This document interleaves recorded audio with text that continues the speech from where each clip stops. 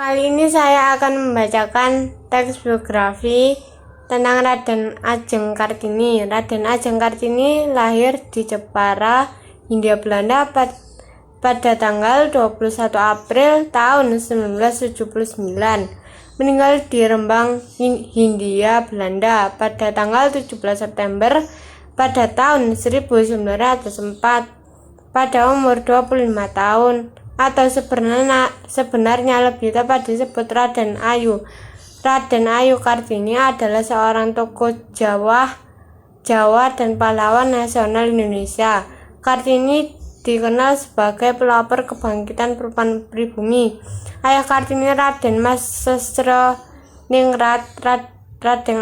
Raden Ajeng Kartini berasal dari kalangan priai atau kelas bangsawan Jawa. Ia merupakan putri dari Raden Mas Adipati Aryo Sasroningrat, seorang pati yang diangkat menjadi Bupati Jepara setelah R.A. Kartini lahir.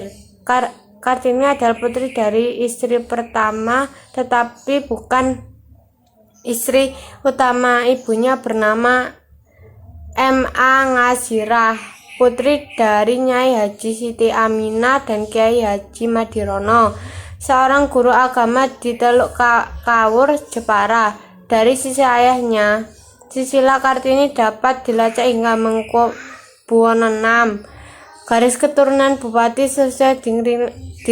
Sasroningrat dapat ditilik kembali ke istana kerajaan Majapahit semenjak Pangeran Dangirin menjadi Bupati Surabaya pada abad ke-18. Nenek moyang Sasroningrat mengisi banyak posisi penting di Pangreh Praja. Ayah Kartini pada mulanya adalah seorang wedana di Mayong. Peraturan kolonial waktu itu mengharuskan seorang bupati beristrikan seorang bangsawan.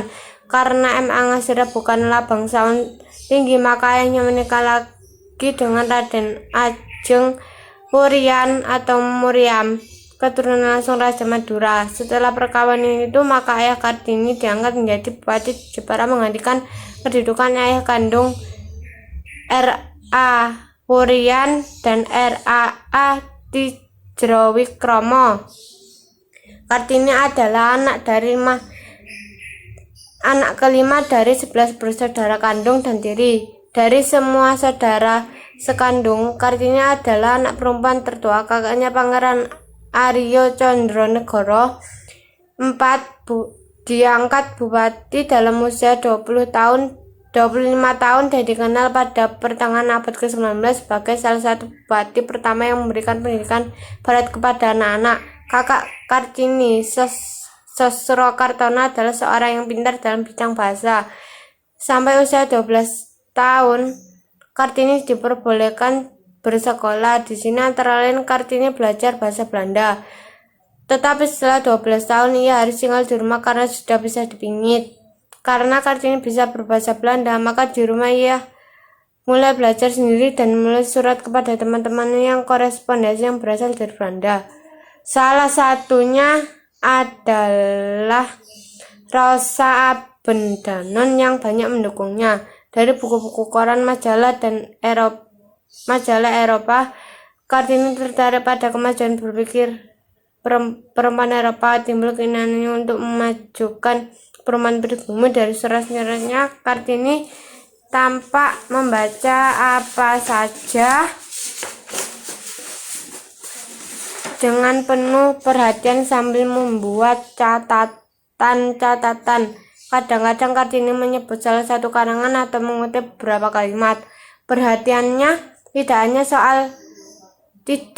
hanya semata-mata soal emansipasi wanita, tetapi juga masalah sosial umum. Kartini melihat perjuangan wanita agar memperoleh kebebasan, otonomi, dan persamaan hukum sebagai bagian dari gerakan yang lebih luas. Di antara buku yang dibaca Kartini sebelum berumur 20 tahun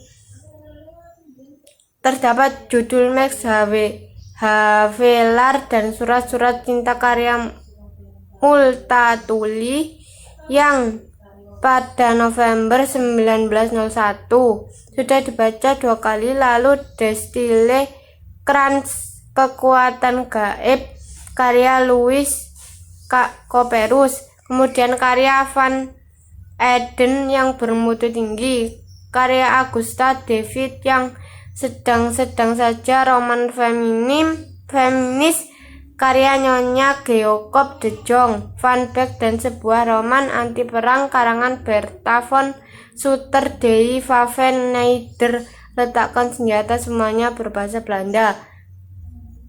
Oleh orang tuanya, Kartini dijodohkan dengan Bupati Rembang KRM Adipati Aryo Singgih Joyo Adiningrat yang sudah pernah memiliki 3 istri. Kartini menikah pada tanggal 12 November 1903. Suaminya mengerti keinginan Kartini dan Kartini diberi kebebasan dan didukung mendirikan sekolah wanita sebelah timur pintu gerbang komplek kantor Kabupaten Rembang atau sebuah bangunan yang kini digunakan sebagai gedung pramuka.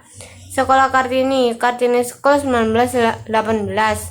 Anak pertama dan sekaligus terakhirnya, Susalit Joyo Diningrat, lahir pada tanggal 13 September 04. Beberapa hari kemudian, 17 September 1904, Kartini meninggal pada tanggal usia 25 tahun. Kartini dimakamkan di Desa Bulu, Kecamatan Bulu, Rembang. Berkat kegigihannya, Kartini kemudian didirikan sekolah wanita oleh Yayasan Kartini di Semarang pada tahun 1912 dan kemudian di Surabaya, di Jakarta, Malang, Madiun, Cirebon, dan daerah-daerah lainnya. Nama tersebut adalah sekolah Kartini.